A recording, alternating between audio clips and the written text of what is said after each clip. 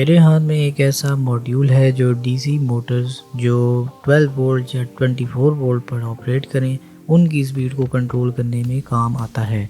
इन Motors को अगर normal potentiometer के साथ यूज़ किया जाए तो ये उस तरह से वर्कआउट नहीं करती।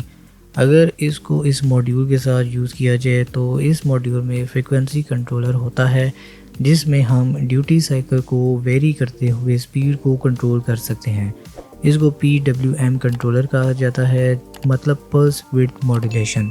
एक पल्स 0 और 1 के साथ अप एंड डाउन ट्रैवल करती है, लेकिन कितनी देर के लिए वो 1 रहेगी और कितनी देर के लिए वो 0 रहेगी और कितनी तेज़ी के साथ और कितना स्लोली साइकिल्स मूव होंगे, ये सब कंट्रोल इस PWM कंट्रोलर में होता है।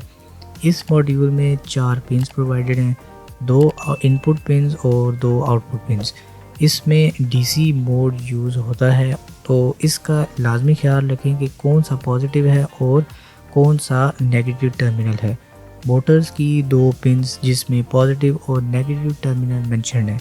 इसी तरह इनपुट की 2 पिन्स हैं जिसकी लिमिट है मिनिमम 4.5 वोल्ट्स और मैक्सिमम लिमिट है 35 DC वोल्ट्स। मेरे पास एक DC मोटर है और उसके साथ एक फैन अटैच है जिसको इस मॉड्यूल के साथ अटैच करके इसकी स्पीड वेरी करेंगे।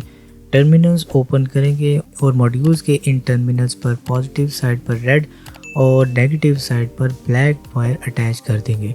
इनपुट के लिए मैं हमेशा DC अडॉप्टर को प्रेफर करता हूँ क्योंकि ये स्मूथ और कंटिन्यूस वोल्टेजेस प्रोवाइड करते हैं। इसके स्पेक्स स्क्रीन पर मेंशन्ड हैं, 12 वोल्ट DC और 1 एम्पेयर करंट, जो कि इस मॉड्यूल के लिए एनफ है। मॉड्यूल के साथ अब M+ पर मोटर की पॉजिटिव वायर अटैच होगी और मॉड्यूल की पिन M- पर मोटर की नेगेटिव वायर अटैच होगी, यानी ब्लैक वाली wire.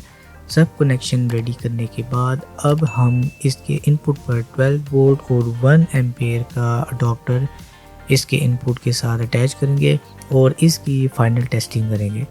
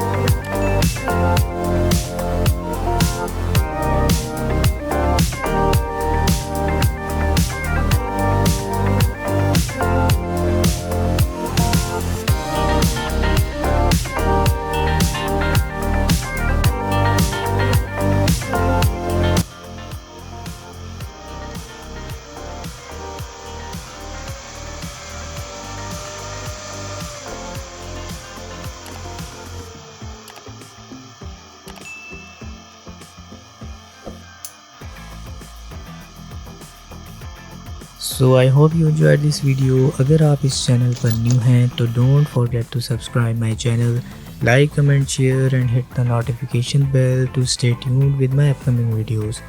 Take care of yourself, fi aman Allah and goodbye.